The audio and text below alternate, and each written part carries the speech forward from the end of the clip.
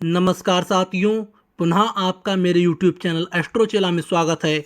आज हम चर्चा करेंगे एक 26 वर्षीय युवा के हाथ की। इस हाथ का हम एनालिसिस करेंगे और देखेंगे इस हाथ में क्या क्या राज छिपे हुए हैं। सबसे पहले तो मैं आपको एक शॉर्ट ब्रीफ दे देता हूँ इस हाथ का।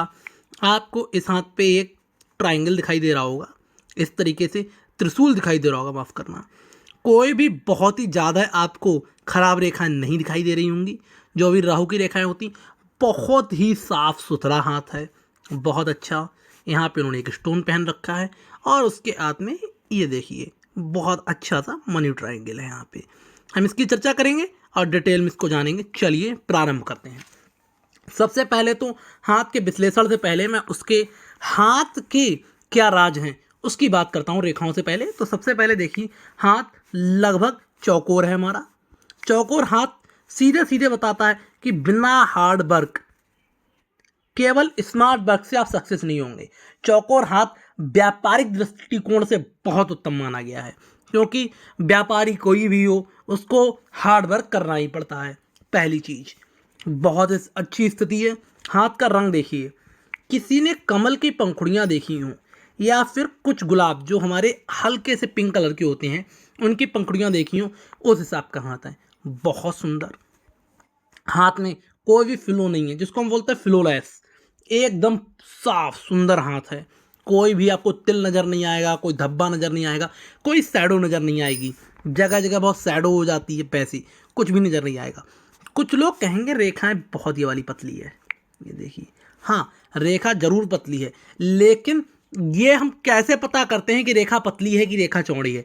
उसके लिए हम दूसरी सहायक रेखाओं को देखते हैं और फिर कंपेयर करते हैं उसका कि रेखा पतली है कि चौड़ी। आप ये देखिए, ये सब भी रेखाएं पतली ही हैं इसको छोड़कर, इसलिए हम इनको पतला रेखा नहीं मानेंगे और ठीक ठाक रेखा मान लेंगे। ऐसी कोई भी दृष्टि नहीं है, ऐसा कोई भी दृष्टिकोण नहीं बनेगा जिसमें मैं ये कहूँ रेखाएं पतली हैं तो उतना अच्छा परिणाम नहीं देंगी। हाँ, जब रेखाएं बहुत पतली हो जाती हैं, ऐसा व्यक्ति थोड़ा सा जल्दबाज हो जाता है अपने कार्य को लेके। जब वो डिसीजन मेकिंग कर रहा होगा, ब्रेन स्टॉर्मिंग कर रहा होगा, उस समय वो जल्दबाजी करेगा, कार्य करने में भी जल्दबाजी करेगा, इसलिए सफलता में थोड़ी सी उसे अड़चनें आती हैं। लेकिन आपकी रेखाएं ऐसी नहीं हैं, इस कैटेगरी की नहीं है। उसके अलावा हाथ का कलर बहुत अच्छा है। हाथ में आप मांस देखिए, बहुत अधिक तो मांसल नहीं है हाथ, कि ऐसा नहीं एकदम लट्टू से बन गए हों, लेकिन ठीक ठाक है, जितना हमें चाहिए होता है पौष्टिक दृष्टिकोण से, वैसा ही हाथ है। बहुत ब्राइट है हाथ, बहुत ब्राइट भी है। उसके अलावा अब मैं उंगलियों की चर्चा करूँगा, तो एक ऐसी पिक लेता हूँ जिसमें सारी उंगलियाँ राइट हैंड की दिखाई दे रही हूँ।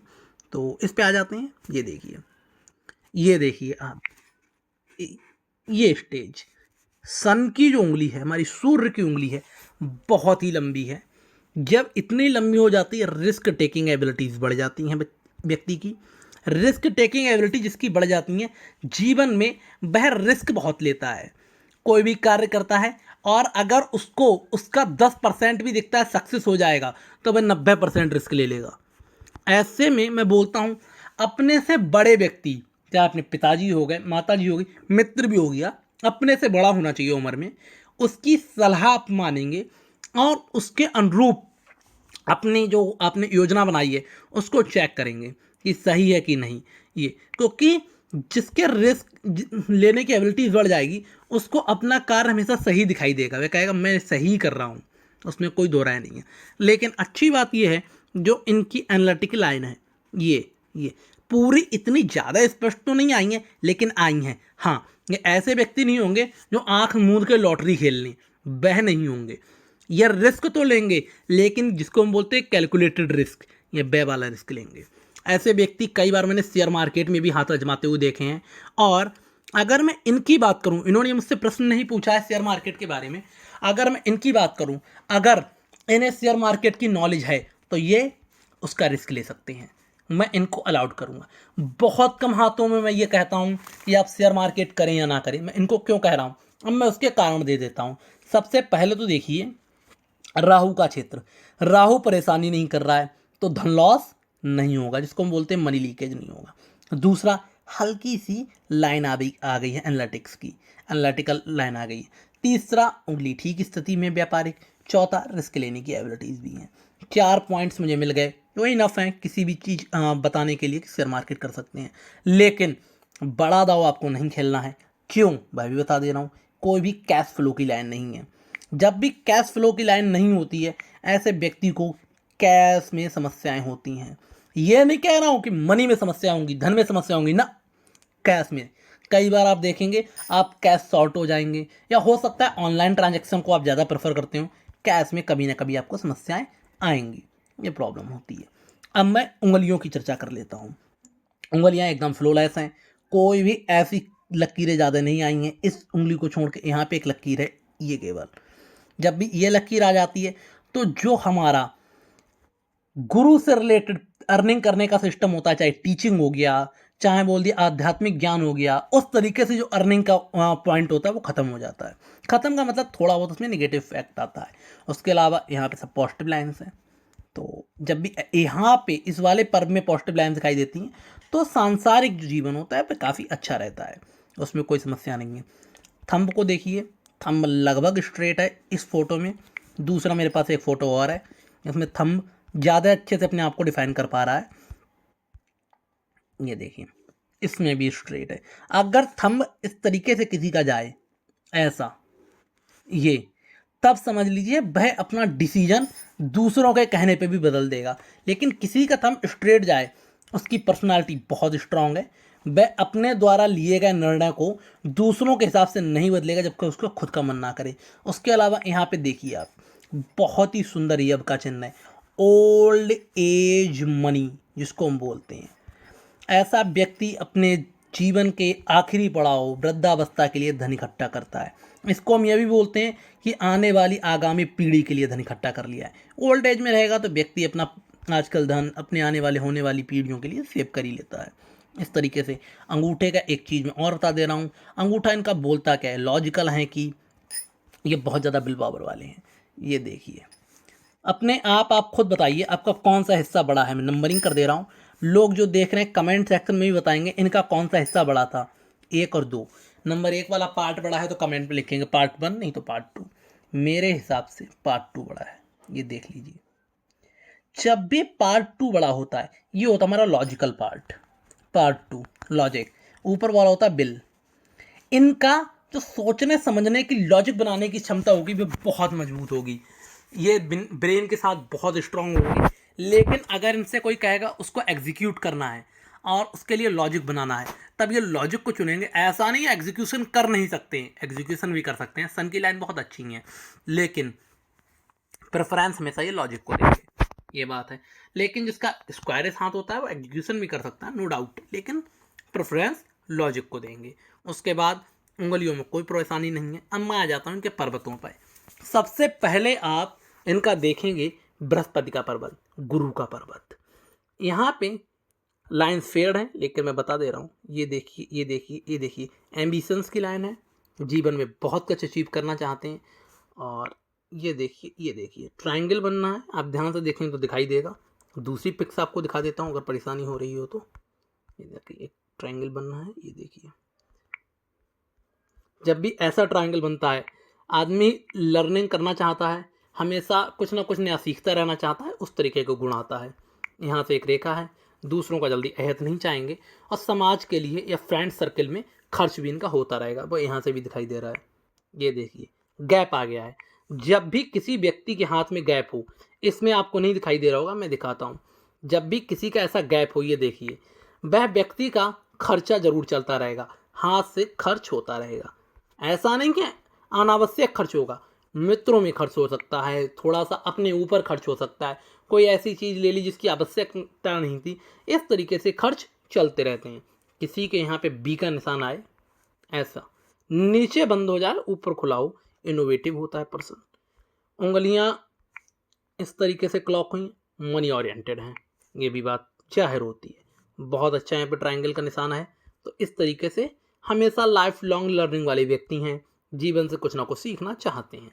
उसके अलावा कुछ शुभ चिन्हों की बात करूं तो यहाँ पे कुछ ऐसा चिन्ह दिखाई नहीं दिया है कि बहुत यहाँ पे क्रॉस है, थोड़ा आध्यात्मिक दृष्टिकोण रहेगा इनका। उसके अलावा अब मैं आ जाता हूँ शनि के पर्वत पे। सबसे वन ऑफ द मुख्य हमारा पर्वत है, वन ऑफ द मेन पर्वत है। शनि के पर्वत में यहाँ पे वी का निशान बनना है एक, पॉजिटिव साइन है काफ़ी ये, लेकिन इसने ऐसे कट कर दिया है। थोड़ी तो समस्याएं आएंगी लेकिन ज़्यादा नहीं आएंगी, क्योंकि ये लाइन जब कट हुई उससे पहले ही दूसरी लाइन शुरू हो गई थी। एक लाइन यहाँ से निकल के आई है इस तरीके से, माफ़ करना, ये इस तरीके से आई है। बहुत ही सुंदर शनि का पर्वत है। अगर मैं बात करूं कुछ शुभ चिन्हों की, तो ऐसा मुझे कोई एकदम अचानक से शुभ चिन्ह तो दिखाई नहीं दिया है कोई बहुत बड़ा, लेकिन पर्वत अच्छी स्थिति में, बहुत दबा हुआ नहीं है। हाँ, ये वाला पर्वत जरूर इधर खिसक गया है, ये देखिए यहाँ पे आ गया तो इधर ढलवा हो गया है, तो इसका इतना पॉजिटिव इम्पैक्ट नहीं रहेगा। शनि कुल मिला के अच्छा है। सूर्य भी कुल मिला के सही है। 2 बड़ी रेखाएं आई हैं सूर्य पे, ऐसी बड़ी रेखाएं आती हैं, प्लस एक नॉलेज लाइन आई है। नॉलेज लाइन जिसके होती है वह जीवन में किताबों से ज़्यादा खुद के ज्ञान से सीखता है। उसी तरीके के व्यक्ति होंगे ये, अपने जीवन से ज़्यादा इन्होंने अनुभव लिया होगा। अभी तो केवल 26 साल के ही हैं और यहाँ पे एक रेखा ये निकली है ये। अब कुछ लोग इसको पॉजिटिव लाइन मानते हैं, कुछ नेगेटिव, लेकिन मेरे दृष्टिकोण में ये पॉजिटिव लाइन है। हाँ, इसने जरूर इन रेखाओं को काटा है, लेकिन पॉजिटिव क्यों है? ये रेखा उठ के आई है बृहस्पति से ये और गई है बुध तक। ऐसे में व्यक्ति का बुध और बृहस्पति आपस में जुड़ जाता है। बुध व्यापार का कारक होता है हमारा, और बृहस्पति आध्यात्मिकता, मान सम्मान। ऐसे में व्यक्ति को मान सम्मान व्यापार तीनों के गुण मजबूत हो जाते हैं। सन बहुत अच्छा है, कोई भी प्रॉब्लम नहीं है। अब बुध पे आ जाता हूँ। पहले ही मैंने बता दिया था स्टार्टिंग में, कोई भी मनी का सिंबल नहीं है। यहाँ पे 2 रेखाएं अच्छी आ गई हैं, और उसके अलावा कोई भी ऐसा सिंबल नहीं जिससे बहुत ही इन्हें धन प्राप्त हो। ये एक समस्या इनके हाथ में रहेगी। उसके अलावा अब मैं आ जाता हूँ इनके शुक्र पे। बहुत ज़्यादा लग्जरी रेखाएं नहीं दिखाई दे रही, ऐसा नहीं पूरा ऐसा हाथ लग्जरी से भर गया हो। तो जिसके हाथ में, देखो मैं सीधे बताता हूँ, जिसके हाथ में बहुत लग्जरी होती है वह व्यक्ति का अपने ऊपर कंट्रोल नहीं रहता। बोलते हैं ना कुछ व्यक्ति अयास हो जाते हैं, उस तरीके से। लेकिन जिसके हाथ में बहुत कम लग्जरीज होती हैं वह जीवन को जीना जानता है, ये उसमें से व्यक्ति हैं।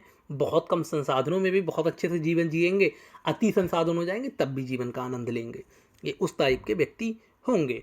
शुक्र काफ़ी छोटा है, बहुत ही कम हिस्से में शुक्र समाप्त हो गया है। देखा जाए तो इतना ज़्यादा फिल्फी नहीं है, लेकिन मंगल बहुत मजबूत है। जब भी किसी का मंगल इतना मजबूत हो, ऐसा व्यक्ति जब क्रोध करेगा, तगड़ा क्रोध करेगा, बहुत क्रोध करेगा। उसके अलावा जो हम इनका चंद्र पर्वत है बहुत सपाट है, कुछ भी नहीं है चंद्र पे। ट्रैवलिंग लाइन्स भी दिखाई नहीं दे रही हैं, और यही स्थिति बाह्य मंगल की है। उसमें भी राहु और केतु सही स्थिति में, ऐसा नहीं है बहुत ज़्यादा दब गए हों। आत्मविश्वास की ज़्यादा कमी नहीं होगी, केतु भी ठीक ही ठाक अवस्था में है, कोई प्रॉब्लम नहीं है। लगभग मैंने इनके पर्वतों का विश्लेषण कर दिया है। अब कुछ शुभ चिन्ह देख लेता हूँ। कई बार हम विश्लेषण कर रहे होते हैं, शुभ चिन्ह हमसे मिस हो जाते हैं, तो इसलिए मैं दोबारा से देख लेता हूँ। यहाँ पे ऐसा कोई मुझे शुभ चिन्ह नजर नहीं आ रहा है। यहाँ पे भी कोई शुभ चिन्ह नजर नहीं आ रहा है। यहाँ पे भी वही स्थिति है, कोई शुभ चिन्ह नजर नहीं आ रहा है। लेकिन हाँ, यहाँ पे अब ये मुझे साफ दिखाई नहीं दे रहा है, मैं आपको बता देता हूँ। अगर ये इस तरीके से लूप बना हुआ है बिल्कुल स्पष्ट, तो आप बहुत ही अच्छा विनोद करते होंगे। मतलब बोलते हैं ना कि प्रेजेंस ऑफ माइंड ऐसे व्यक्ति का बहुत मजबूत होता है। अब ये मुझे इतना साफ दिखाई नहीं दे रहा है, लेकिन मैंने बता दिया है, ये आप एनालिसिस अपनी कर लेना। ऐसे में प्रेजेंस ऑफ माइंड बहुत अच्छा रहता है व्यक्ति का। हाथ बहुत ही शानदार है, फ्लो लेस हाथ है, ऐसे बहुत ही कम हाथ होते हैं। आशा करता हूँ इस वीडियो को आपने कुछ ना कुछ सीखा होगा। पार्ट 2 में डिटेल एनालिसिस कर दूंगा रेखाओं की, और बताऊंगा कि इनकी रेखाएं क्या बोलती हैं। आपसे अनुरोध है कि वीडियो को लाइक करें, चैनल को सब्सक्राइब करें। धन्यवाद।